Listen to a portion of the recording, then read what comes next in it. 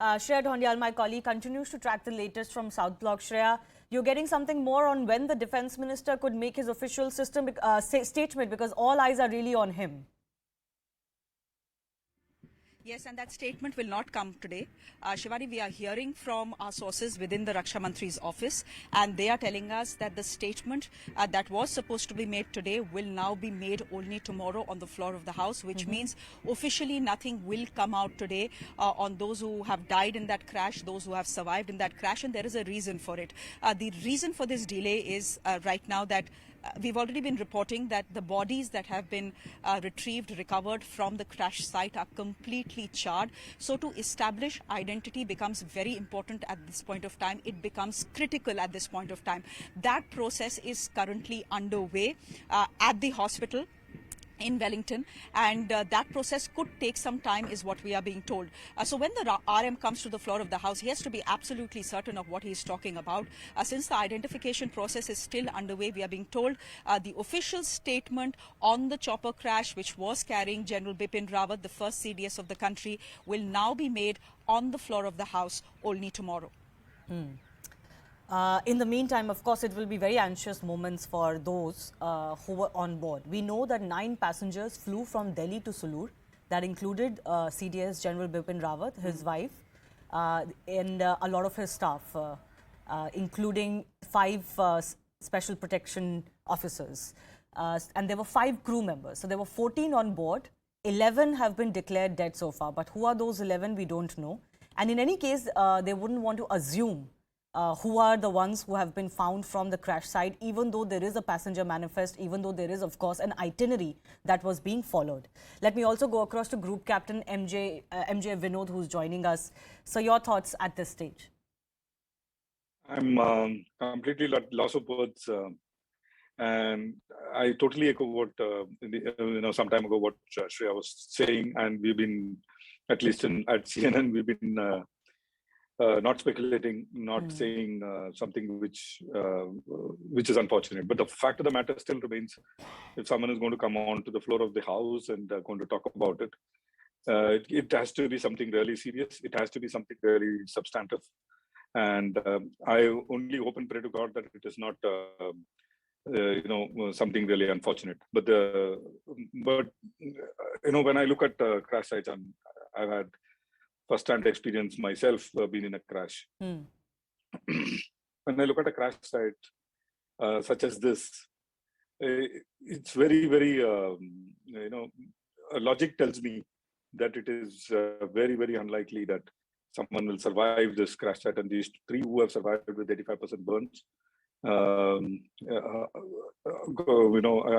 pray to God that they come out of it. But 85% burns is not a good news. That be that as it may. But let's talk about General Rawat himself. He was the first CDS. Yeah. And he was handpicked by the current polity to be the first CDS, and he jumped many people to be the first chief of the army staff. So in that manner, yes, he has stepped on many tails that we all know. But I know him as a person with so much of compassion, so much of very sharp memory.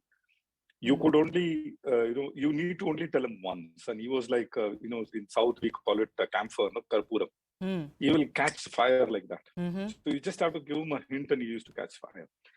And very wonderful incident that I really recall when he was in the Northeast. I went and gave him a presentation, and many years later when he became CDS and I hung my uniform and met him in this current view, he from far identified me and he called me, Augustine, come here. And we had a long chit chat, and he called other generals and introduced me to them. So that is the kind of person he was. He used to keep you, engaged. He used to keep you intellectually and mentally engaged. Memory like an elephant. It was one of the wonderful memories and moments I have with him. And ma'am was there with him. And I hope and pray to God that even ma'am is fine.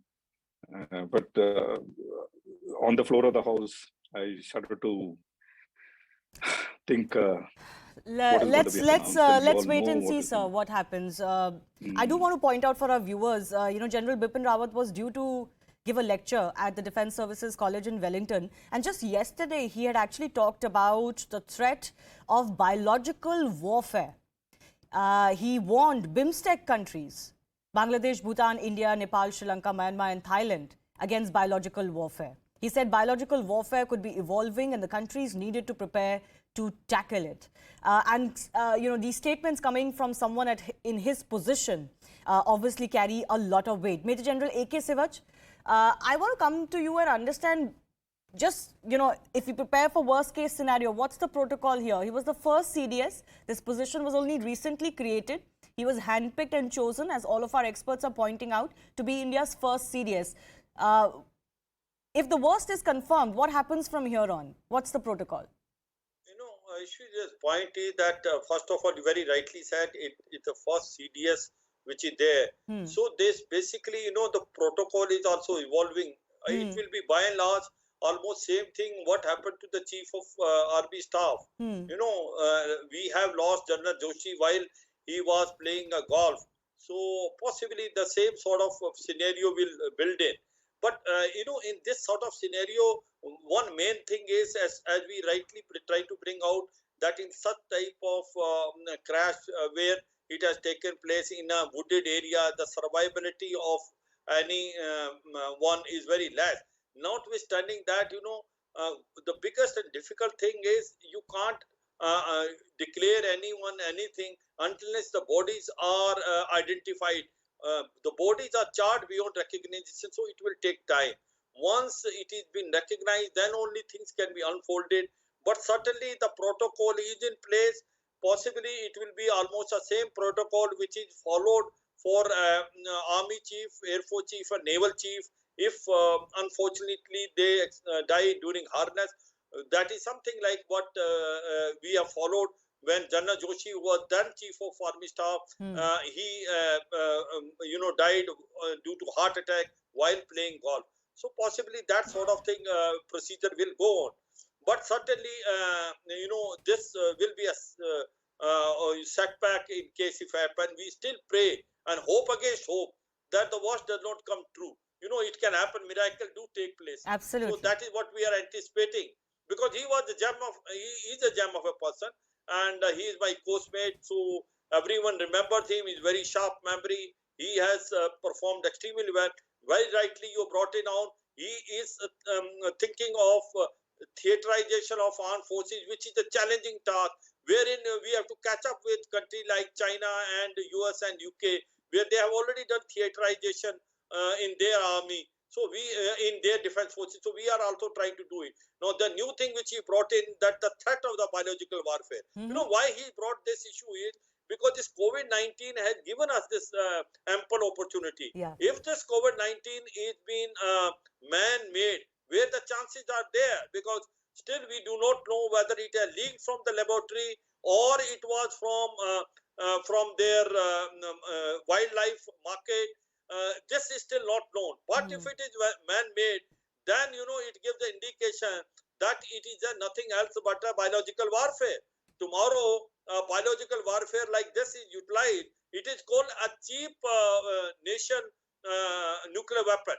So therefore, biological warfare is a new threat which is emanating in future, and we have to be very careful about it. Yeah. And let me tell you, it is a deadly weapon. It is a silent weapon. It progresses in a geometrical fashion, and it is a weapon of future. Okay. So very rightly he brought out this issue that in time to come, as a modern defense forces, that the biological weapon as a tool can be very, very fatal, and we have to find out ways and means to counter this. Yeah. Let me just quote what